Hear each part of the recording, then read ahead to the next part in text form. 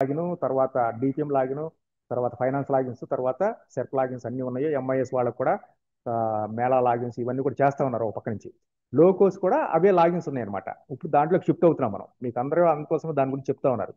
దీంట్లోకి షిఫ్ట్ అవ్వాలంటే ప్రతి ఒక్కరు కూడా ఎవరికైతే లాగిన్స్ అవసరమో వాళ్ళందరూ కూడా డిజీ లాకర్లో కంపల్సరీ అకౌంట్ ఉండి తీరాల్సిందే, మ్యాండేటరీ.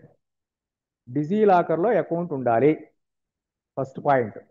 రెండో పాయింట్, మీరు కంపల్సరీ admin.locus దాంట్లో యూజర్ క్రియేట్ చేసుకోవాలి, యూజర్ ఐడి పాస్వర్డ్ ఉండాలి. ఉన్న తర్వాతే రోల్స్ రిక్వెస్ట్ చేసుకోవాలి.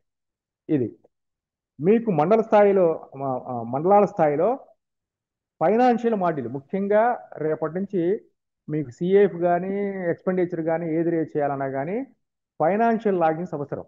ఫైనాన్షియల్ లాగిన్ అవసరం అంటే ఇప్పుడు మీరు ఎవరికైతే రోల్ అసైన్ చేస్తున్నారో బ్లాక్ అడ్మిన్ ఎవరైతే ఉన్నారో ఇప్పుడు ప్రజెంట్, అంటే మండలానికి అడ్మిన్ లాగిన్ ఎవరైతే ఉన్నారో వాళ్ళు మండలంలో బ్లాక్ మేనేజర్ ఐబి రోల్ ఎవరికైతే ఇస్తున్నారో, బ్లాక్ మేనేజర్ ఐబి రోల్ ఎవరికైతే ఇస్తున్నారో వాళ్ళే రేపొద్దున ఎక్స్పెండిచర్స్ తర్వాత సిఏ ప్రపోజల్స్ కానీ అన్నీ కూడా రైట్ చేస్తారు. ఇంతకుముందు ఎంఎస్ఏ అకౌంటెంట్ చేసిన విధంగా ఎంఎస్ఏ లాగిన్ ఉన్నట్లుగా రిపోర్ట్లు అన్నీ ఫస్ట్ అప్డేట్ చేయాల్సింది వాళ్ళే.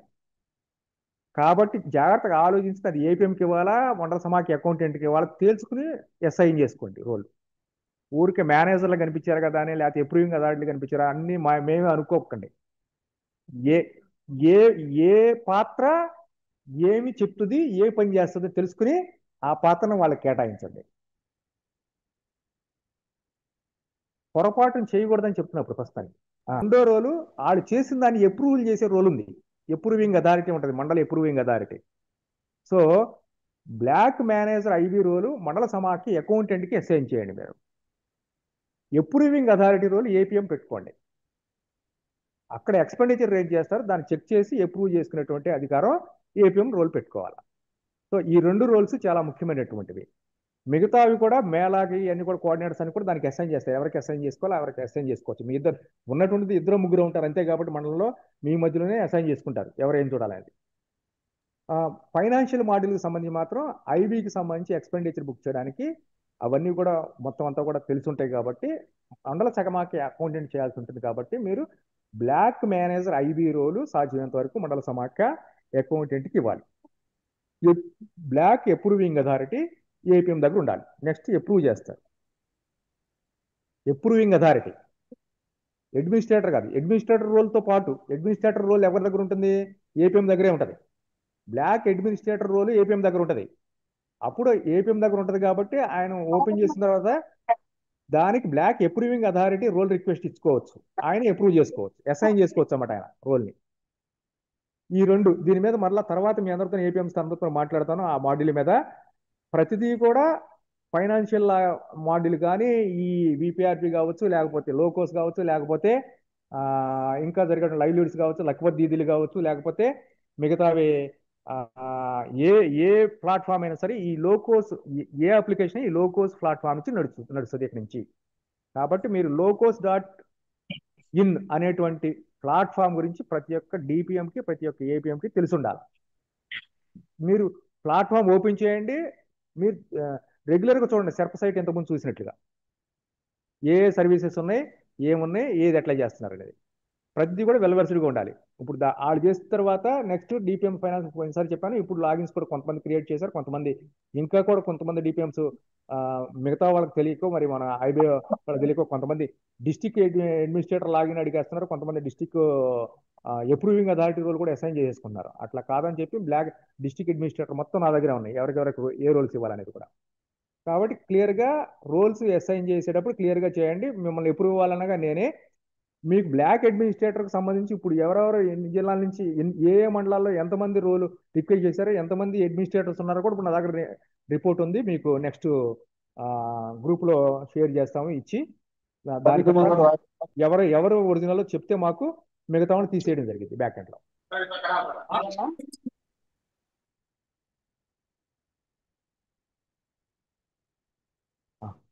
ఒకసారి చూడండి, మీకు షేర్ చేసిన స్లైడ్ చూడండి. ఈ స్లైడ్లో మీకు కనిపిస్తా ఉన్నాయి కదా. ఫస్ట్ మీకున్నటువంటి దాంట్లో మండల్ లెవెల్లో యూజర్స్ ఉండేటువంటి అవి ఏమున్నాయి? ఫస్ట్ బ్లాక్ అడ్మినిస్ట్రేటర్ ఉంటారు. బ్లాక్ అడ్మినిస్ట్రేటర్ అనేటువంటి వాళ్ళు ఏపీఎం అనమాట.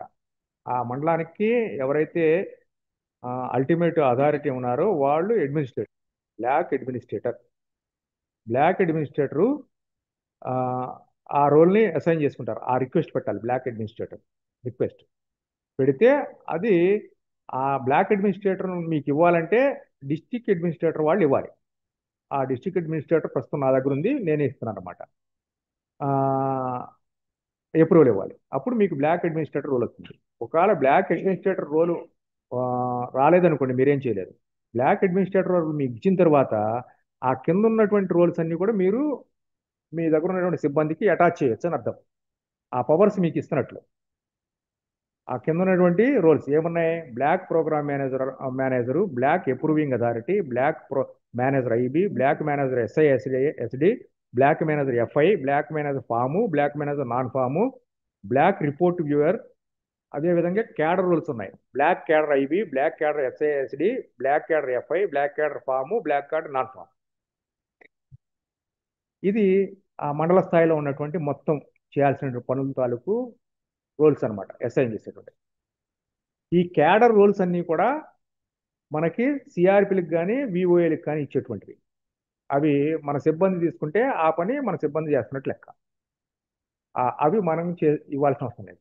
ఈ రోల్స్ అన్ని ఇవ్వాలంటే ఒక్కొక్క పని చేస్తుంటది. బ్లాక్ క్యాడర్ ఐబీలో విపిఆర్పి చేస్తాం మనం.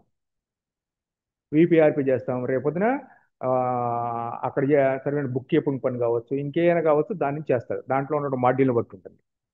మనం అప్లికేషన్ మొబైల్ ఇచ్చేట అప్లికేషన్ బట్టి ఉంటుంది. ప్రస్తుతం విపిఆర్పికి ఇస్తున్నారు కాబట్టి ఆ బ్లాక్ క్యాడర్ రోల్ దగ్గర చేస్తారు. తర్వాత ఎస్ఐఎస్డికి సంబంధించి అంటే అక్కడ ఉన్నటువంటి కొత్త గ్రూపులు కానీ ఇటువంటి ఉంటే రేపు రాబోయే కాలంలో ఆ రోల్ నుంచి వాళ్ళకి అప్లోడ్ చేయమని చెప్పడం జరిగింది. హెల్త్ అండ్ ఎఫ్ఎన్ఎస్డబ్ల్యూ యాక్టివిటీస్ కానీ ఇవన్నీ కూడా. అదేవిధంగా బ్యాంక్ లింకేజ్ సంబంధించి బ్లాక్ క్యాడర్ ఎఫ్ఐ ఉంటుంది. బ్యాంక్ లింకేజ్ అన్నమాట. విఓఏకే బ్యాంక్ లింకేజ్ సంబంధించినటువంటిది. అట్లాగే ఫామ్కి సంబంధించినటువంటి డీటెయిల్స్, నాన్ ఫామ్కి సంబంధించిన డీటెయిల్స్, ఇవన్నీ కూడా సిఆర్పి ఆర్ విఓఏ స్థాయిలో చేసే పనులు వాళ్ళకి కేటాయిస్తాం. అది క్లియర్గా దాని యొక్క స్టెప్ బై స్టెప్ ఇంతకుముందు ఫస్ట్లో చెప్పాను కదా, ఆ స్టెప్ ప్రకారం వాళ్ళు రిక్వెస్ట్ చేసుకోవాలి. ఆ స్టెప్ ఒకసారి మన వాళ్ళకు కూడా తెలుసు, ఒకసారి మీ గ్రూప్లో పోస్ట్ చేస్తారు ఏ స్టెప్ ఉన్నది.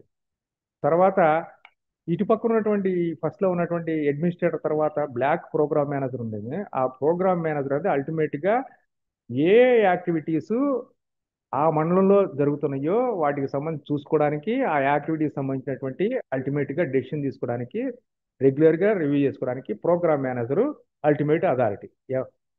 ఫిజికల్ అనమాట, ఇవంతా ఫిజికల్ టార్గెట్స్ ఇవన్నీ కూడా ప్రోగ్రామ్ మేనేజర్కి. ఆ ప్రోగ్రామ్ మేనేజర్ అంటే ఏపీఎంకి అలాట్ చేసుకోవాలి బ్లాక్ ప్రోగ్రామ్ మేనేజర్ అనేటువంటిది. ఇది కూడా కొంతమంది సిసిలో విఓఏలో రిక్వెస్ట్ చేసిన సందర్భాలు ఉన్నాయి తెలియక. కాబట్టి block program manager login APM తీసుకోవాలి, బ్లాక్ అడ్మినిస్ట్రేటర్ తీసుకోవాలి, బ్లాక్ ప్రోగ్రామ్ మేనేజర్ లాగే.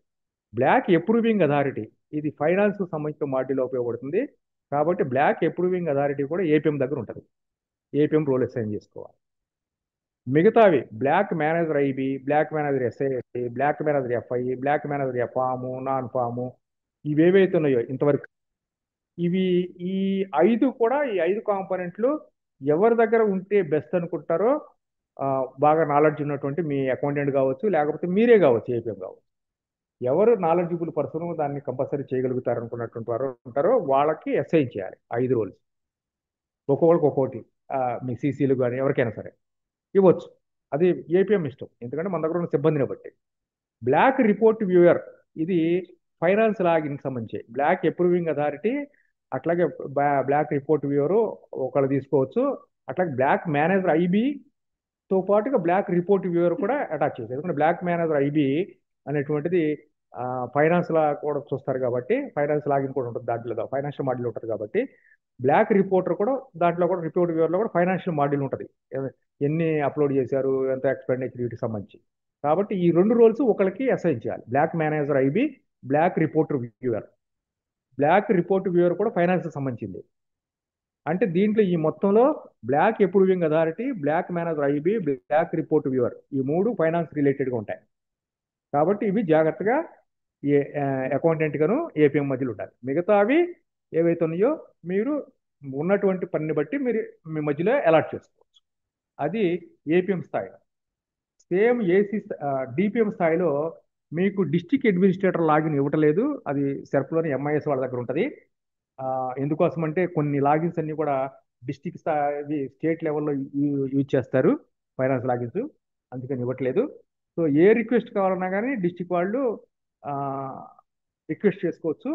రిక్వెస్ట్ చేసుకుంటే అవి దాని ప్రకారం అలాట్ చేస్తారు. వాటిలో డిస్టిక్ రిలీజ్ మేనేజర్ అనేటువంటిది finance login.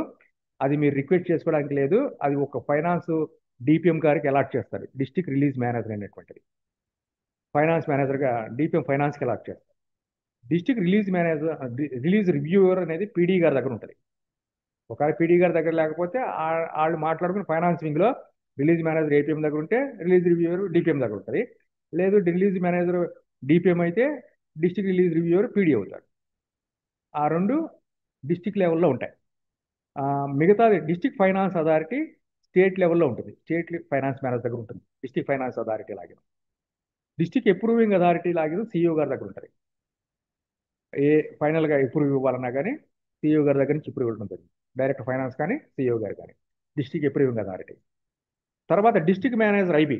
District manager IB కాంపోనెంట్కి సంబంధించి డిస్టిక్ ఐబీ డిపిఎం గారు ఎవరైతే ఉన్నారో వాళ్ళకి కేటాయించాలి. డిస్టిక్ మేనేజర్ ఎస్ఏఎస్డి కూడా ఐబీ దగ్గరే ఉండాలి. ఎందుకంటే దానికి సెపరేట్గా ఏం లేదు, ఐబీ దగ్గరే ఉంటుంది ఎస్ఏఎస్డి కూడా. ఎందుకంటే దాని కవరేజ్ కానీ ఎఫ్ఎన్హెచ్డబ్ల్యూ కానీ అంతా కూడా ఐబీ రిలేటెడ్ కాబట్టి. అట్లాగే district manager FI, bank linkage, financial inclusion, దానికి సంబంధించి బ్యాంక్ లింకేజ్ వాళ్ళకి అలాట్ చేయాలి. డిస్టిక్ మేనేజర్ ఫామ్ మీకు తెలిసిందే, నాన్ ఫామ్ తెలిసిందే, ఆ రెండింటికి ఇది.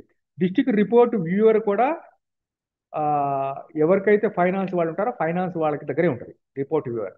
వాళ్ళకే అటాచ్ చేస్తారు. రిపోర్ట్ చూసుకోవాలి కాబట్టి అది డిస్టిక్ రిలీజ్ రివ్యూవర్కి అటాచ్ చేయొచ్చు ఒక రోలు, ఇంకొకటి డ్యూయల్గా డిస్టిక్ రిలీజ్ మేనేజర్ ద్వారా కూడా ఉండొచ్చు.